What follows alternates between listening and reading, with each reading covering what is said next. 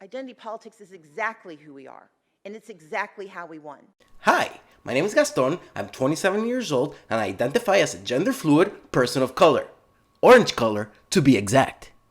When I'm feeling tough, I identify as a Navy SEAL. My pronouns are they, them, it, and yeah, I just made that up. So what? Bigot. If you have a problem with this, then you best be leaving, because now this is Joe Biden's America. Best get used to it. Let's get into it. In the last week or so, the news have been dominated by election talk and election F-word talk.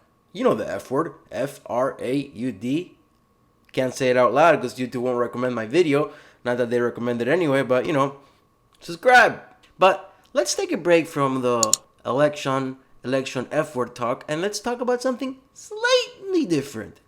Slightly. Considering that President-elect Joe Biden takes office on January 20th, he's already come out and said what his first couple of executive orders will be. Biden, Kamala, whoever's in charge, we'll just refer to them as the Biden team. The Biden team has said that one of the first things it would do is reverse Trump's executive orders banning critical race theory from the federal government and possibly our public schools. Let's be real here. Critical race theory is certified racism. Trump banned it. Biden is bringing it back. So you can expect to start seeing diversity sensitivity training in the federal government. The classics. White people are inherently racist. All people of color are victims. All minorities are victims. Wait, not the Jews. Not the Jews. We don't get no love from the woke people. Wonder why. These critical race theory problems are beginning to enter our public schools in the grading system. Some jurisdictions don't want to grade kids anymore. They don't want to put a rank on them. That's so rude. Plus, we want equity of outcome. So, if we want everyone to end at the same place, we can't really say who's more smarter than the other. Take a look at this. Schools should consider factors such as equity, motivation, and academic integrity when considering whether to specify an individual's student's rank.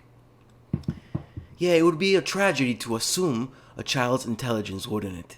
A tragedy. This is going to be worse than the participation trophy generation, okay? Our most prestigious institutions have already fallen victim to critical race theory, to woke thinking. For example, Harvard.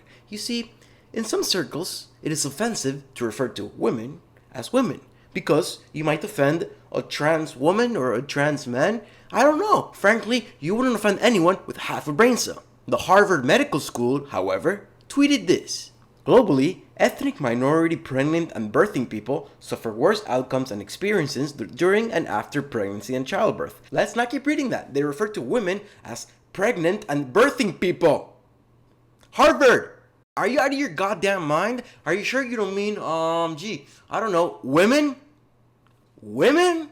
Critical race theory is making us a laughingstock amongst murderous nations. For an example, at the UN, you got Belarus, which just became a dictatorship, Russia, who's been a dictatorship, Syria, that's a dictatorship, Cuba, that's a dictatorship, Iran, that's a dictatorship, China, that's a dictatorship. All of these wonderful nations have gone to the UN to complain about the United States' civil rights abuses. They had the UN calling on the United States to stop its systematic racism, racial discrimination, white supremacy, religious intolerance, and xenophobia. All of these nations have fucking dictators. And they're laughing at us. And rightly so. Our vice president-elect has her fucking pronouns on her Twitter bio. Identity politics is getting out of hand. Another dumb example is this. Mindy Kaling from The Office tweeted this. How racist is that? Can you imagine? You gotta put a picture of orange Donald Trump up there and I tweet, oh my god, I'm so happy that the president of the United States is orange and white and looks like me. Look, baby, the president looks just like us. Ain't that wonderful? Wow. Other executive orders that the Biden team is planning is getting back into the WHO, which, let's face it, at this point, is a Chinese vessel, and getting back into the Paris Accord. The Paris Accord is just virtue signaling so annoying, uninformed people like Greta Thunberg can shut up. How dare you!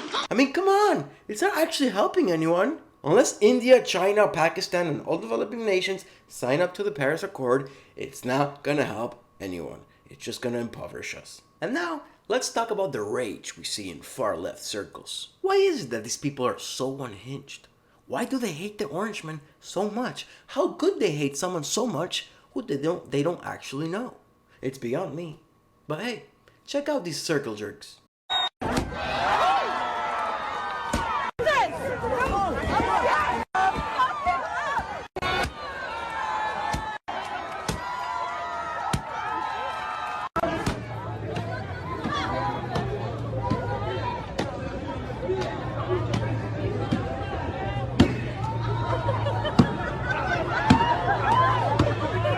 That's the funny part of the far left. Now let's talk about the scary part. A couple of days ago, the Honorable Alexandria Ocasio-Cortez tweeted this. Is anyone archiving these Trump psychopaths when they try to downplay or deny their complicity in the future? I foresee decent probability of many deleted tweets, righties, photos in the future. Now, on its face, you may think, meh, there's nothing wrong with the tweet, it's just partisan, but there's nothing wrong with it. But really, it's a lot more than that. It's an insinuation that people who supported Trump should be held accountable. And my question is, accountable for what? The tweet by the Honorable Alexandria Ocasio-Cortez led to Jennifer Rubin, writer at the Washington Post, and frequent talking head on MSNBC, to write this. Any Republican now promoting rejection of an election or calling to not to follow the will of voters or making baseless allegations of fraud should never serve in office, join a corporate board, find a faculty position, or be accepted into polite society. We have a list. Then she went on to MSNBC and said that, there should be no Republican survivors. Very nice, very tolerant, very left. Take a look. I also want to echo something that my friend EJ said. It's not only that Trump has to lose, but that all his enablers have to lose. We have to collectively, in essence, burn down the Republican Party. We have to level them, because if there are survivors, if there are people who weathered this storm, they will do it again. They will take this as confirmation that, hey, it just pays to ride the waves. Look at me, I've made it through. And this brings us to a brand new project created by staffers of Obama and Pete Buttigieg. What's it called? The Trump Accountability Project. What is it? Essentially it's a list of all those who worked with Trump, supported Trump and his fascist policies. Don't believe me? Let's take a look. Oh, nice cages. You know who built those, right? Your boy Obama. We must never forget those who furthered the Trump agenda. Okay. We should not allow the following groups of people to profit from their experience. Those who staffed his government, those who funded him. Okay. Making lists, huh? That's nice. Hello, Mr. President-elect. I don't see you condemning these people. What's going on? All I hear you saying is, we need to unify. What's the other one? Oh yeah, we need to heal. That's not what I want to hear, Joe. This is what I want to hear. We need to stop the Stalinist purge lists. That's more like it. Thank you. Last, I'm going to leave you with a great quote by a great fictional little man. When you tear out the man's tongue, you are not proving him a liar. You're only telling the world that you fear what he might say. Don't ban people.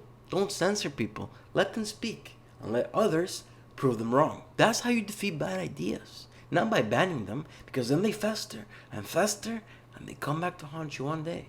You gotta defeat them. And the only way by doing that is by confronting them. What do you think? Is critical race theory incredibly racist and dangerous? Is critical race theory softening us and at the same time making them more Soviet? Comment down below. Like, subscribe. Thank you for watching. Ginger out.